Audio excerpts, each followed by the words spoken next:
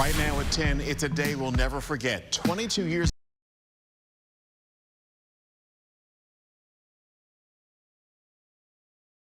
ago, thousands lost their lives in the 9/11 terror attacks. But today, millions more are celebrating the legacy left behind. This morning, how people in our area are taking part. Is there a shortage of COVID tests? Demand is going up, and some Americans say they can't get a test. Right now at 10, what doctors want you to know. And give her the crown. Coco Gauff makes history at the U.S. Open. It's Monday, and Eyewitness News at 10 starts right now.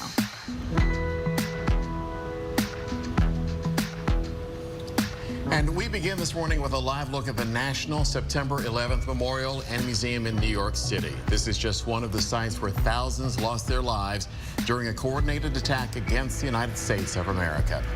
Good morning, everyone. I'm John Clark, and this is Eyewitness News at 10, here with Barbara Gibbs and Quaylen Murphy with a different kind of newscast for our ABC 11 viewers on a special day for our nation. A very special day, and it never changes. Every time September 11th rolls around, it hurts my heart. Just makes me think of all of the people that lost their lives and the people that are mourning and the people that went in to save people. And we can all remember where we were at that exact time for the first and second planes. Yeah. Well, we begin. Let's begin this morning in New York City, where the tributes are still underway. Gordon M. Amath Jr. Adomiro Abad. Marie Rose Abad. Families of the victims from the September 11th attacks gathered at Ground Zero for a reading of the names. And there was also a moment of silence and a vow to never forget the thousands of lives lost on that day. In the meantime, in Arlington, dozens gathered to watch the unfurling of the American flag at the Pentagon. The building was struck by American Airlines Flight 77 at approximately 9:37 a.m. September 11th. And happening now, a triangle-wide event honoring individuals who died in the September 11th terror attacks. The Durham County Open Space Program is participating in Activate Good's Day of Service and Remembrance. Our Anna Rivera live in Durham now, where this event is just getting underway. Anna, tell us about it. Well, John, Quaylen, Barbara, obviously this is a really tough day for a lot of people. A lot of sadness surrounds this day, but also a lot of people making good out of it as well. They're going to be picking up trash here in Durham. They're going to be making sure to make something good out of this. And right now I'm joined by David Bradley. You're a part of the Open Spaces program. Talk about why you guys do this. Yeah, so the Durham County Open Space Program is a government program, and we work to protect land throughout Durham County, to protect it for the benefit of everyone. And we're really lucky to have these volunteers out here today. All of our events are special, this one especially so, given the significance of this day. To see people showing up for this event, I've seen several people show up. They're ready to go. They're dressed. They've got, I mean, we've got our pickers, we've got our gloves and our garbage bags. Talk about what it's like to see people show up for this. Well, it's really touching and heartwarming. I mean, we had people out here already picking up trash as soon as I got out here today. And this is one of 50 events put on by Activate Good, and it's just a really remarkable thing to be a part of, for us to be a part of, and it's just really inspiring to see these people out here today. Some people may have taken off work and decided that today they were going to do something good instead. When you look around and you see this park and you see, like you said, you were going to do the wooded area first, and now we've had to focus on the beginning of the park, the very front of the park. Are you hoping to really accomplish something today? Certainly. I mean, part of what we have to do with these work days is flexibility. In a little while, we'll be heading way back onto county land. But we see this problem here, and we're willing to tackle it before we head out there. And again, as you said, everyone who's been out here today already is really game to do that. Any strategy at all? I think we'll probably split up a little bit and check in with each other and take a few breaks and stuff. But these folks seem really industrious and ready to go, and we'll probably just be out there working as hard as we can. When you look back and you see all of this, what are you hoping to accomplish today at the end of the day? Well, one is to have it look nicer so people can come here to the city park. We're going to county land and enjoy it and have a nice place in nature, but also to protect the waterways. New Hope Creek is just down there, and we want to keep that clean. It has so many benefits for people. So just making a little bit of a difference to help keep all those benefits in place for everyone in Durham and beyond. All right, David, thank you so much. And anybody who wants to come out and volunteer, they'll be here until noon today. You'll be able to grab your picker, your garbage bag, your gloves. You'll be ready to go, and you'll do something good on this day that's so tough for so many people. Back to you guys. Indeed, it is very tough, and it's so good to see people trying to make things better. Yes, make something good out of what happened. That's right. Thank you, Anna. Governor Roy Cooper is giving his condolences on this September 11th. He posted, quote, "We remember where we were and what we were doing on September 11th, 2001, when this tragedy occurred. Our hearts are with those who lost loved ones on 9/11, and we are grateful for the courageous first responders who made sacrifices to save others." You know, for many Americans, that September morning 22 years ago is now just a distant memory. Yeah, but for many others, the pain is a constant presence. Their stories are ones that we can and cannot and should never forget. Here's ABC's Derek Dennis. Last night, the tribute in lights shining upward during a test hours before the official tribute to the victims of the World Trade Center attacks 22 years ago today. Robert Gray worked for NORAD that day, monitoring U.S. airspace. He visited the World Trade Center site last night. As we walked into this area, it made me start to weep. 2,753 people died in Lower Manhattan that day, and just this weekend, the remains of 2 more were identified by the medical examiner. 40% of those lost are still unidentified. We saw this plane flying at a very low altitude, extremely fast, but was so low I could read on the fuselage the word American. Joe Pfeiffer was the first fire chief on the scene. His job sending firefighters in to save lives, including his own brother, Kevin. I ordered him, as I ordered many of my other fire officers, to take their unit and go upstairs to evacuate the building. Kevin died in the collapse of the towers, but many others were saved by the men and women who rushed into those buildings, knowing they might not come out alive. James Brosey, president of the Uniformed Fire Officers Association, lost his father, a fire department lieutenant who responded to the scene. He died just this year from a 9/11-related cancer. 341 members of New York's fire department have now succumbed to ground zero-related illnesses. Unfortunately, the exposure of that day and the days that followed during the rescue and recovery efforts have really started to take its toll. My brother was also in the collapse at the time. He has some other debilitating side effects from that exposure as well. For Robert Gray, reflecting at the site last night, the lesson 22 years later is this: We need to be ready for anything. The testing of remains all these years later is part of a solemn pledge to keep identifying victims for as long as it takes so that the families of as many victims as possible can have closure. ABC News Live will bring you coverage of today's remembrance services throughout. The testing of remains all these years later is part of a solemn pledge to keep identifying victims for as long as it takes so that the families of as many victims as possible can have closure. ABC News Live will bring you coverage of today's remembrance services throughout the day. Derek Dennis, ABC News.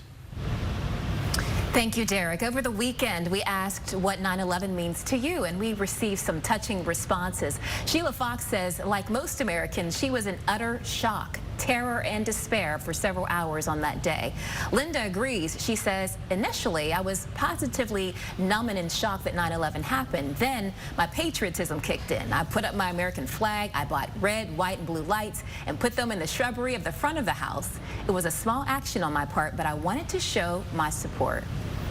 And we were just talking where we were that day, and it's just, you never forget it. You never forget where you were. You and I were working at ABC 11 in our Durham studio, and we saw it on the monitor, and it was just incredible. And you were in Pittsburgh. I was working for Fred Rogers, Mr. Rogers, Family Communications Incorporated. Our attorney for the company came running into the office. And so at that time, we started fielding calls and emails from teachers, parents on how to talk to their children about what happened that day. Yeah, wow. Incredible day. Now, speaking of those people who were there, later in our show, I'll speak with a man named Mike Dempsey who worked in the World Trade Center. He was looking for his wife that day on the ground when the towers were hit. He survived the horrific attacks and miraculously lived to tell his incredible story, and you will hear that story coming up. Quaylen? Such a great story. Looking forward to that for sure, Barbara. This morning we had lots of fog out there, but now we're back to bright skies. It's a live look over Fayetteville Street this morning. Some of the shadows there, an indication that we have some sunshine out there to kick off this Monday morning. Temperatures will be on the rise. Right now we're at 76 degrees downtown. The wind coming in from the north, pretty variable across the area, but the fog has improved immensely. Visibility's half. Irwin, we're still down to 1/2 a mile, so we'll see some improvements in the next half hour. Temperatures do climb above average by around 5 degrees or so this afternoon. I expect a generally dry afternoon. Can't rule out a stray shower, and it's simply because we have the stationary front hanging out, but a lot of dry air in place, so that's going to really limit our chance for some showers and isolated storms. We're also monitoring Lee. This is the 5 o'clock advisory this morning. We'll get another coming up closer to 11 o'clock, but still a Category 3 major hurricane, 120 miles per hour. It will pass well north of Puerto Rico, still on its way towards the Bahamas, weakening gradually as it makes its way closer, towards Bermuda. And this is by Friday, so a Cat 2 still the call here. Then it pulls north of Bermuda, but it's going to be a much larger system by then. We're going to watch the swell start increasing along our coastline as early as tonight, and impacts along the North Carolina coast through the entire week. Still watching for the system, though. If you have any friends or family that live in the New England states, Canadian provinces, they're going to be keeping an eye on Lee, because that system could have a direct impact there. Of course, we'll have more details on that in your full forecast, which includes a little taste of fall. That's coming up. Barbara, back to you. I like that. All right, Quaylen, thank you. It is time for today's headlines and your morning speed feed. First, thousands are dead after a rare and powerful earthquake struck Morocco. More than 2,100 people are dead, and at least 2,400 more are injured after the 6.8 magnitude quake. Many survivors spent the last 2 nights sleeping outside, afraid of the aftershocks. President Biden has promised to help Morocco. Today, the 2 men charged in the death of a Wake County Sheriff's deputy will face a judge. Arturo Maron-Sotelo and his brother Older Maron-Sotelo are both due in court for a hearing. Both brothers are charged with murder after Deputy Ned Bird was fatally shot while responding to a call in eastern Wake County last year. And tonight, sanitation workers in Durham will host a rally as they push for higher pay. Last week, workers walked off the job as they try to reach a deal with the city. They say higher wages will help them keep up with the cost of living. And congratulations to the newlyweds. Good Morning America co-anchor Robin Roberts and her longtime love Amber Lane are officially married. The couple tied the knot on Friday. Robin shared these photos on Instagram today saying, "Honeymoon, here we come." And that is your speed feed. John and Quaylen, back to you. All right, thank you, Barbara. So Bryce Young making his Carolina Panthers debut in Atlanta yesterday, not quite how he had hoped. Yes, the Panthers may have lost the game, but there was a moment the rookie quarterback will always remember. Did you see this play from the second quarter? Young throwing his first NFL touchdown pass to Hayden Hurst. Now, usually the players keep their first touchdown ball, but Hurst got so excited, well, you saw it, he threw it into the stands. So after the game, Hurst sent out this social media post on X. Quote, "Yes, I blacked out and threw Bryce's first touchdown in the seats, but they threw it back, and the ball is in safe hands. Everyone can relax and dial it back about 30%. So I think he took a little bit of heat for doing that. Sure he did. Maybe from Bryce himself.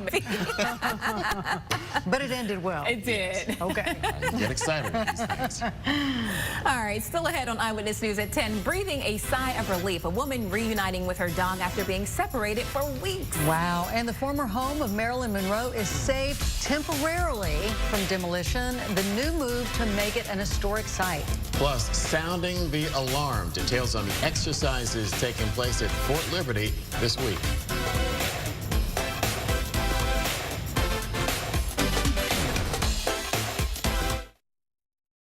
This portion of ABC 11 Eyewitness News is sponsored by Honda Dealers of the Carolinas.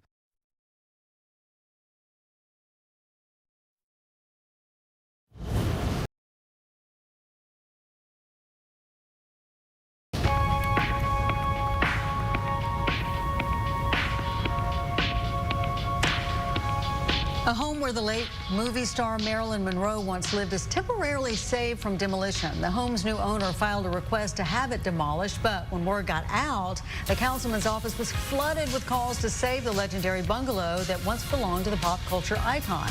On Friday, the Los Angeles City Council unanimously approved the motion to start the process of designating the house an historic site.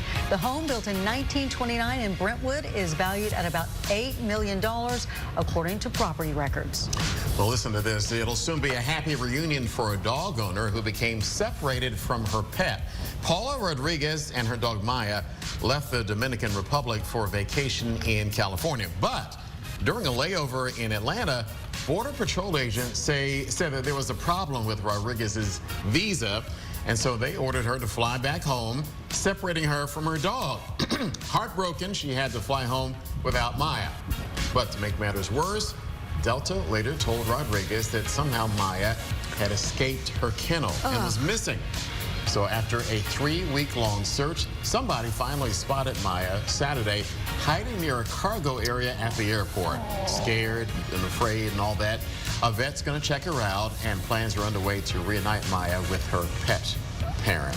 That would be just awful. I would not be able to handle that for sure. Oh, my goodness. Precious. Precious angels. Angel. They're precious angels, and don't lose them. Don't lose them. I'm glad they reunited. Somebody'd be very mad with that. Indeed. Oh, yeah. All right, history. Now the history that was made at the U.S. Open. Check this out.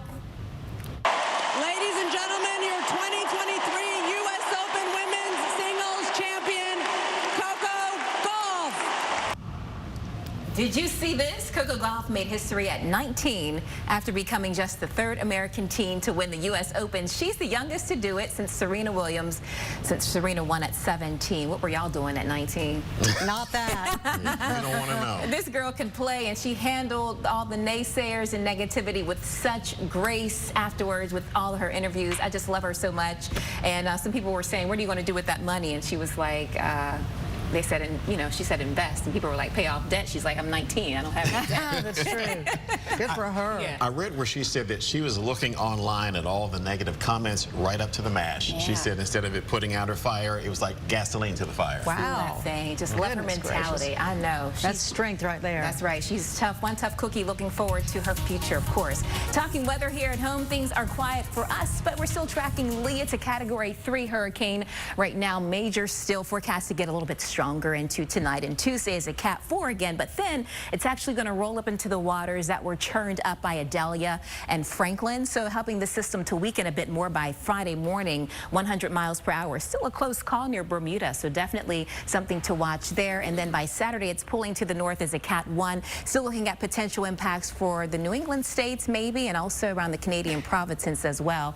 As we head into the weekend, it's going to stay well offshore our coastline, so we don't have any concerns for direct impacts. However, the sea's getting churned up. We already have a moderate to high threat of rip currents along our North Carolina coast, which will be extended all the way through the weekend. So if you do have beach plans, just know that we're going to see those coastal impacts with rip currents, large swells. We're also going to see a chance for some minor beach erosion and a chance for some possible coastal overwash too. So at the beaches where things will be a little bit angry as far as those seas go. And some of those seas could climb as high as 18+ feet, especially in the offshore waters. You can see how we get into Sunday. The system's pulling away, but it's going to be so large that some of the winds and swells will still impact our coast with 6 to 10-foot seas in the offshore waters. Also tracking Margot, that will be out to sea. This disturbance here will be following a similar track to Lee, so that's the one we'll keep an eye on as well. A moderate chance that becomes a depression into the weekend. In the meantime, a live look from RDU with that sunshine, a few little lingering clouds there. There's the front that we've been tracking since the weekend, responsible for those strong storms and heavy downpours. It helped to actually take us out of the deficit that we had at RDU. So it was beneficial rain that we saw. Late that afternoon, we're going to see sunshine, which will continue for us.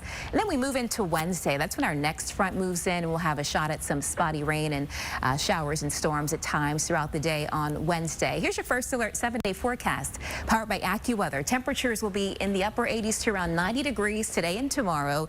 And we still hold on to humidity through Wednesday, but Wednesday a day of transition for us as our front moves through with scattered rain and storms. And then behind that, humidity drops, temperatures drop below average Thursday, 80s with 50s at night, 70s Friday, and a beautiful weekend in store. John, a little taste of autumn for the end of the week. I like it. I like it. All right, I got to get my Ryan Seacrest on here. Coming up, your chance to be the next American Idol. Whoa!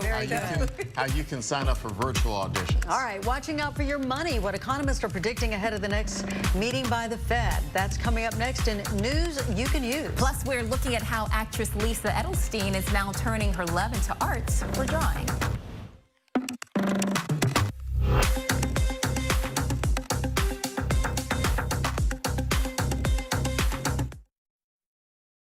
The ABC 11 First Alert 7-day forecast is sponsored by the Hendrick Automotive Group. Well, thanks for staying with us. It's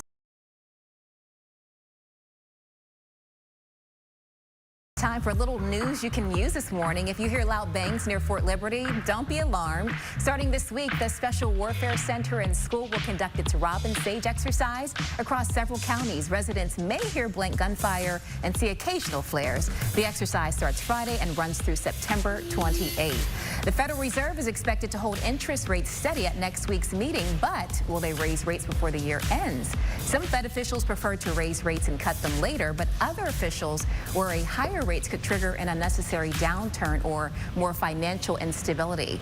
And have you dreamed of becoming the next American Idol? If so, now's your chance. Open calls are being held starting today, then again on September 25th, 27th, and October 11th. For more information or to sign up, go to AmericanIdol.com/auditions. And that's news you can use. John and Barbara, you have a story perfect about a rebrand. That's right. Quaylen, thank you. Well, Lisa Edelstein is known for her roles in several popular TV shows. She's in The West Wing and House MD, just to name a few. Well, during the pandemic, she found a different way to express herself. David Daniel has her story. I always was drawing growing up, but I never really gave myself permission to think of it as anything beyond something that I did for myself. Actress, writer, and director Lisa Edelstein has added artist to her resume. She began when she was stuck at home during the pandemic, drawing with magic markers. So I got myself some adult coloring books, and I just hated all the images in them. They were not interesting to me, so I thought, oh, I'll just make my own coloring book.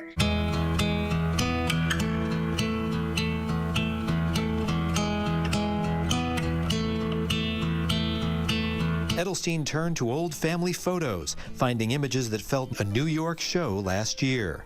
Edelstein is self-taught, though she credits her husband, painter Robert Russell, for not just encouraging her, but valuing her work as much as his own. Little by little, I realized, like, my version of expression is as valid as anybody else's. I think that doesn't mean it's great art, but it certainly has a place in the world. In Hollywood, I'm David Daniel.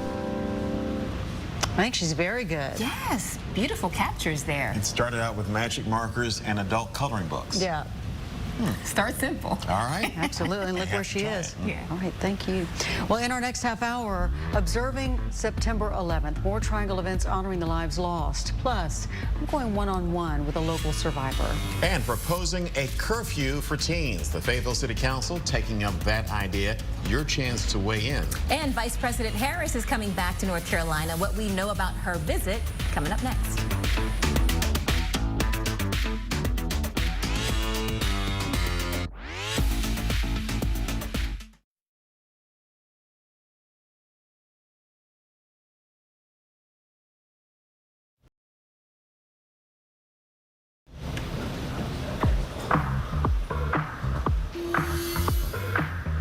Trending now at 10:30, another year, another new iPhone.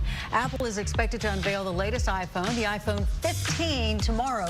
It's rumored to ditch Apple's Lightning charger in favor of USB-C charging, but this can help streamline the charging process across various devices and brands. They just keep making us buy new stuff, right? Did you see this? Oreo is bringing back a fan favorite. The red velvet flavor returns to shelves this week for a limited time. Fans have been requesting these Oreos be brought back since they left the stores in 2020. The cookie consists of a layer of cream cheese sandwiched between two red velvet flavored cookies. You had me at cream cheese too. That's right.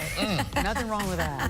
And thousands of pieces created by the late Hollywood model maker Greg Gine will be up for auction next month. That includes an early model of the alien mothership from Close Encounters of the Third Kind. His collection also includes memorabilia from the 1960s Batman TV series, as well as the Star Trek and Star Wars franchises. I was going to say, I saw an X-Wing fighter. Oh, all that stuff? I know some of it.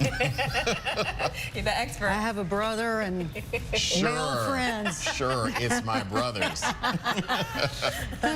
Who doesn't love Star Wars? I'm still learning Star Wars. You just don't get them mixed up. Star Wars, you'll get folks People fighting get mad.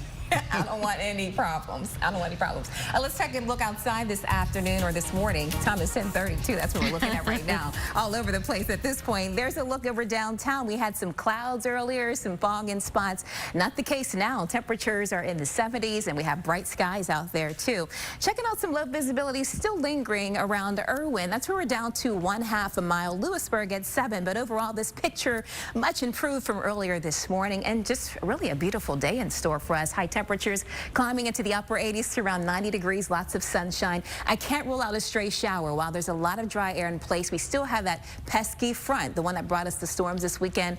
It's still nearby, so that'll bring us that spotty shower chance later today. We're still looking at Lee, but we don't have the update at 11 o'clock from the Hurricane Center. That has come in. Still a Cat 3, still at 120 miles per hour, moving northwest at 8. You can see the system has broadened out a whole lot. Those tropical storm force winds extending nearly 200 miles from that center of circulation. That's going to help to drive our swell up as we get into tomorrow and through the week. The system is forecast to move near Bermuda now as a Cat 1. This is the update from the Hurricane Center. 90 miles per hour, so weaker thanks to the cooler waters, and then getting up to the north of Bermuda by Saturday morning at 80 miles per hour. Our swells start building up late tonight, and we're going to deal with some rough seas and rip current risks all along the coast through the weekend. I'll have more on that in my 7-day. Right now, Barbara, back to you. On this September 11th, we are remembering the thousands of people who lost their lives in the terrorist attacks in New York City. And we're also honoring the thousands more who put everything on the line to not only escape the wreckage, but help those who couldn't help themselves. Joining me now is one of those men, Mike Dempsey. Mike, thank you for being with us. Appreciate being here, Barbara. It is a solemn day. It is an important day to remember and to reflect. The first sentence on your website says, "Resiliency defines your journey." Can you share with us about that day and what you've been through since then? It was a rough day for a lot of us. A lot of us went through trauma, PTSD. Our lives were never the same again. You know, you live through an event like that, horrific as it is. There's physical scars and there's mental scars. So a lot of us have had our own journey. There's no one-stop shopping. So really for me, it was a journey to find my helpers. I found a lot of helpers over the 22 plus years that we've lived this journey. Oklahoma City bombing survivors helped me. I've had families from different walks of life that have helped give a hug. They're not mental health therapists, but they provided some sort of comfort. Yeah. And for me, now I pay it forward. So I've helped out Parkland families, other shooting survivors from different walks of life, because I want to help them, because I was helped 22 years ago. Now, I know you've told this story before, and it might be hard to do it, but kind of walk us through what happened on that day, September 11th. Yeah, I was at my office at Credit Suisse, First Boston and 5 World Trade Center. Plane obviously hit the first tower, evacuated, looking for my wife, who is supposed to be on Tower 100th floor. She was late to work. What did she do? She worked in Marsh McLennan. She was a benefits administrator, and she was on the subway, had missed her train, Long Island Railroad, and had a lot of stories like that on 9/11 where people were just late to work. Yeah. We couldn't communicate when the first plane hit. Cell phones, as you know, weren't working very well. I went into the Tower 1 lobby. I saw the glass blown out. Did not know a plane hit the building, by the way, so did not have TVs. We didn't have all this stuff on our phones, so had no idea. Thought it could be a bomb. Orderly evacuation, but the Tower 1 scene was pretty chaotic. Do you remember, like, images. What it smelled like, what it sounded like? What do you remember those images? I remember the firefighters just arriving around 9 o'clock. By the time I got there, 3 minutes before the second plane hit, I couldn't get a cell phone signal on the old, I think it was a BlackBerry back then. I think when we had the Crackberries, BlackBerries. Oh, yeah. And so I went outside. I went past the Chase and all the Disney store. Went out by 2 World Trade Center, Liberty Street in Greenwich, which was a safe spot. It was on the other side of the impact of the first tower. And then the second plane hit, and it was right over my head. Don't remember anything from that point till about 9:30 in the morning. So how long I lost consciousness for is a matter of accounts on the hospital records. But I got trampled? Is that what happened? I was trampled, pushed down, but I was found. The remarkable part of my story was found in City Hall Park. City Hall Park is about 2.5 blocks from where I was injured. So who got me to safety? Never found out that part of the story.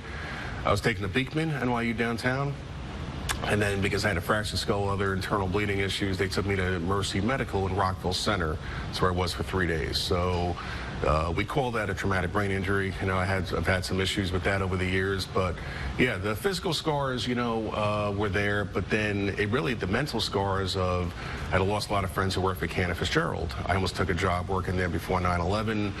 Now, every year I help out in their annual charity day they do every year to pay back money to other charities. They donate all their commissions every year. Howard Lutnick and his sister Edie, all the Cantor folks, and they donate to different charities, $12 million every year pretty much, which is incredible. So you were working in New York, born and raised in New York, yep. And then your company, after the terrorist attacks, moved you to North Carolina. Your wife and your daughters yep. came with you, correct. And you've been living here ever since. The interesting thing, you also survived the Las Vegas shooting as well. Yep. And so I believe reading something about you felt like maybe God wanted you to pay something forward, your survival and your experience, that maybe you can help others. Yeah, I think there's a resiliency. That's like the website. There is a comeback story. We have a setback, we have a comeback.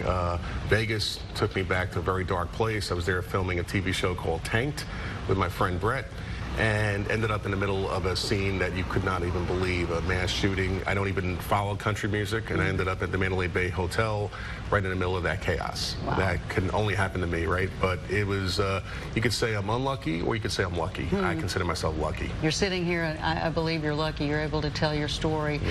Yep. If you were to advise anybody watching out there how you think today should be spent, what people should do to reflect, and there are generations now that weren't there when it happened, what would your advice be? I think remembering our heroes. And one thing I'm doing Friday, first thing I do when I get up to New York Friday, it's Yankees Old Timers Day weekend. I'm bringing a lot of the Yankees Old Timers to Engine 40, Ladder 35. They lost their whole squad that morning. Ray Pfeiffer was one of the guys who we lost a couple years ago. That firehouse means a lot to me. We spend the whole afternoon there paying respect to those heroes that helped us. I don't know who the hero was who helped me when I was injured, but there was somebody. It could have been a civilian. It could have been a fire department, but we got to pay respect to the heroes. Absolutely, and it's good that everybody can be somebody's hero. And heroes helped Mike, now he's helping others. Thank you for that, Barbara. UNC Health recognizing the lives lost in 9/11 with a blood drive. UNC Health Rex and the Blood Connection will hold drives outside the Rex hospitals in Raleigh and Holly Springs. There will also be a drive outside the Rex Wellness Centers in Cary, Wakefield, and Knightdale. All donors will receive $50. Well, we turn now to your 10:30 speed feed. The UNC Board of Trustees will hold an emergency meeting to receive a legal update about Tez Walker. He's the wide receiver who is ineligible to play after the final NCAA hearing. Walker began his career at NC Central, then transferred to Kent State before joining UNC through the transfer portal. Fayetteville city leaders expected to discuss an ordinance that would impose a curfew on minors. The ordinance was put forward amid concerns about youth gun violence in the city. So under this proposed ordinance, anyone under the age of 18 will be prohibited from public spaces from 1 to 5 a.m. on weekends and midnight to 5 on weekdays. Well, this Friday, Vice President Kamala Harris is set to speak at North Carolina A&T State University. It's part of the administration's month-long campaign to mobilize young people to vote in the upcoming election. And NFL's opening week continues tonight with a much-anticipated matchup between the Buffalo Bills and the New York Jets. Future Hall of Fame quarterback Aaron Rodgers will make his debut with the Jets. He's like 85 years old. Kickoff is at 8:15 p.m. right here on ABC 11. Game also available on ESPN and ESPN Plus. And that is your speed feed. Barbara Quaylen, back to you. Yeah, you can say that because he's not standing here. Yeah, that's right. But his arm is like 25 years old. He's not good. That's for sure. Thank you, John. All right, still ahead. Attorney General Josh Stein tests positive for COVID this morning. How he's feeling. Preparing for flu season, what early data suggests about the new vaccine. And looking out for your kids' health. A new study diving into the impacts of childhood obesity.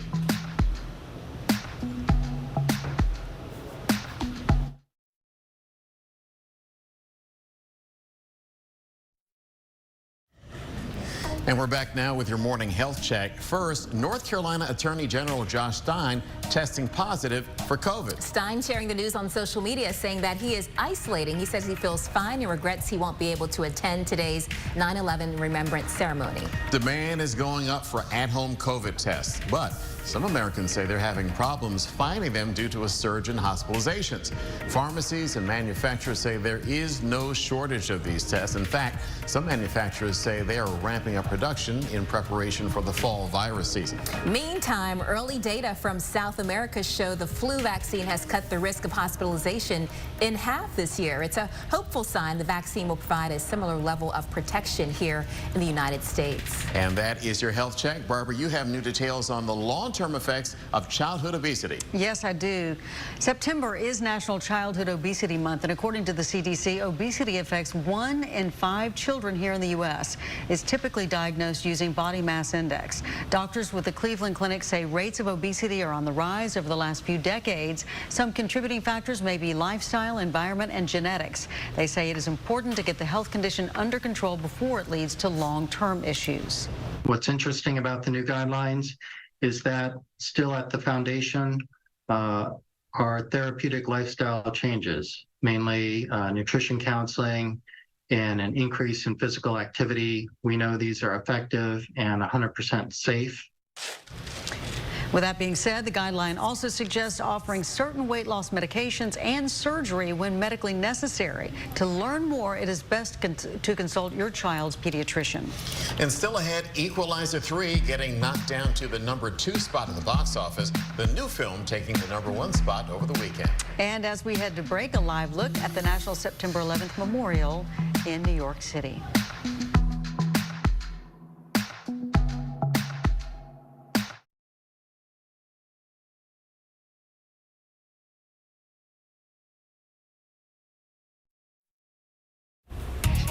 Well, good morning. And welcome back. We're looking live outside Raleigh right now with beautiful conditions. Look at that blue sky out there. Dry conditions, lots of dry air, a beautiful day ahead. If you want to get out, have lunch outside, all good today. Take that walk even. Humidity is still up a tinge and temperatures above average, but we'll do something about that later this week. Here's the latest update on Hurricane Lee. It's still a major hurricane, holding steady but getting larger. Those tropical storm force winds extending almost 200 miles from that center of circulation. That's the concern in the coming days as the system continues to churn to the north. It will lose its intensity, though, because Adelia and Franklin actually help with the upwelling of that cooler water to the surface. So that'll help to bring the intensity down near Bermuda by Friday morning to a Category 1. Still a very strong system for that small island. Moves north on Saturday, 80 miles per hour. But the swells increasing for our coastline starting late tonight all the way through Tuesday, Thursday, and Friday, even Saturday of this week. The system will continue north. I think there could be potentially some direct impacts around the New England states, Canadian provinces. So definitely a system that will continue to be monitored through the end of the week. In the meantime, here at home, the rip current threat is high. We're seeing an update happening now, but notice moderate to high potential for rip currents, not just today, but also through the weekend as that strong system passes to the north. Some of those seas could crank up as high as 20+ feet in the offshore waters along our coast. Then we have Margot. Right now it's a tropical storm forecast to become a hurricane out to sea, no impacts for land. This is the next disturbance we'll be tracking. It's going to head out to sea, and it may follow a similar path of Lee, so we'll keep our eyes on that. If it develops into a named storm, Nigel is the next name on the list. First Alert 7-day forecast powered by AccuWeather. Autumn is on the way, at least that autumn feel. Temperatures drop on Thursday behind our front down to 81 degrees. Friday's high temperature 79 after starting off in the 50s that morning. I'm talking about jacket weather. I already wear jackets now in the morning, but woo, I might have to pull the winter coat out for this one. Then we get into the weekend, highs low to mid 80s, but a big difference from this past weekend. We'll have dry weather, high temperatures low to mid 80s and morning lows in the 50s. So get ready for some really nice stuff. I have been waiting for this weather, and also the rain this weekend was so wonderful. It was wonderful if you were inside. Well, that's true. Not if you were. Wish I was. I know. Gonna get my lawn because it's nasty. True. All right, so our friend Joel Brown's here. What's coming up at noon? Well, if you know John and Barbara, you know how generous they are, and they have now given us the 12 o'clock hour. Can you believe yes. that? You're welcome. Nothing to it. You're welcome. A kind inheritance, Barbara. We've got a lot coming up for you on Eyewitness News at noon, including the latest on those trash troubles in in Durham. As you know, sanitation workers walking off the job last week demanding more pay. The city has been struggling with collections, leaving garbage piling up in some neighborhoods. Those sanitation workers are set to hold a rally in just a few minutes. We're going to be hearing from them. We'll have a live report for you. And do you find yourself dressing down at work? You may not be alone. We've got the results from a new poll on what people are wearing to the office these days. All those stories and much more coming up on a new look. Eyewitness News at noon after The View. I hope you have video and photos of those people showing up to work in their PJs. I draw the line at the PJs. Yeah. No PJs at work. It was just enough to get John out of a suit jacket. That's right. I'm still uncomfortable. We'll be right back.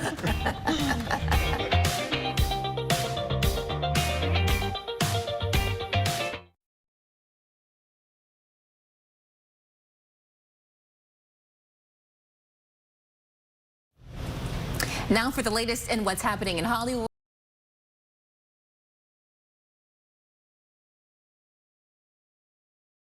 Here's ABC's Chuck Sievertson. Something doesn't feel right. The Nun 2, the sequel to the 2018 hit, topped the box office in its first weekend in North American theaters, earning an estimated $32.6 million, says Warner Brothers. It grabbed over $52 million internationally. Whatever it is you and your friends do it somewhere else. Last weekend's topper, Denzel Washington's Equalizer 3, was pushed to second place in its second weekend with $12 million domestically and total global ticket sales of over $107 million. We're going to Greece. Oh, yeah. Third was the third installment of Nia Bardalo's My Big Fat Greek Wedding at $10 million.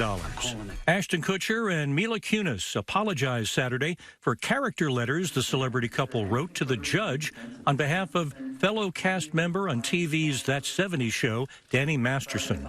A judge in Los Angeles Thursday sentenced Masterson to 30 years to life in prison for raping two women in 2003. In a video posted on Instagram, Kutcher and Kunis said they were sorry for the pain they may have caused with the letters, which were made public Friday. We are aware of the pain that has been caused by the character letters that we wrote on behalf of Danny Masterson.